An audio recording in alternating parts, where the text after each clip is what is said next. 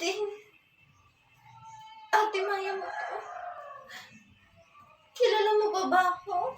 Si Ate Maya.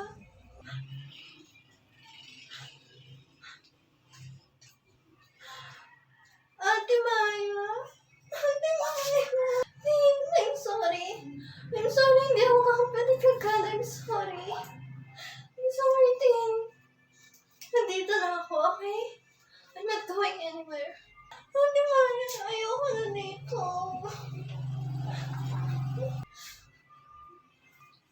Ano ba kasi kailangan mo?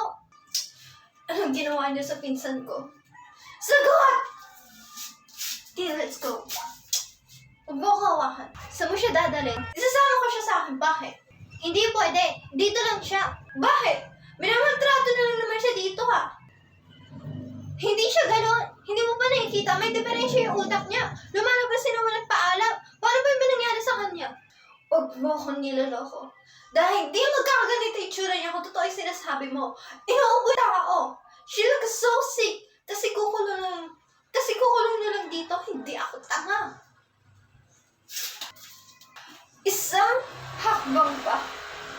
Isang lapit ba mula sa'yo? Ididemanda ko kayo. Kayong dalawa.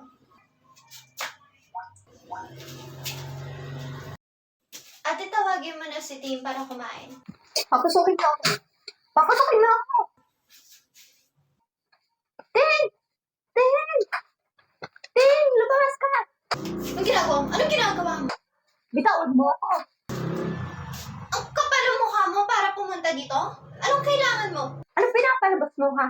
Magnanako kami. Nababaya kami yung kapatid. Bakit hindi totoo? Ginawa niyong miserable yung buhay ni Tin habang kayo nagpapakasasasaya na hindi sa inyo.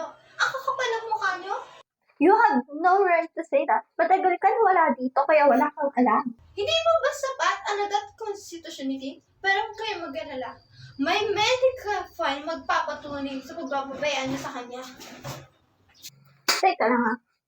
If I know, ikaw ang may interest kaya man ang kapatid ko, kaya gigil-gigil ko magpusya.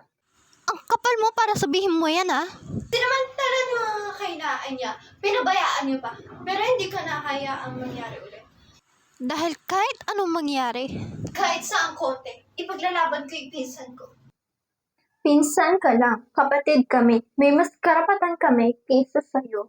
Tandaan mo, maski sa Biblia nakasulat, na hindi gawain ng isang kapatid na manakit ng isang kapatid. Tandaan mo yan.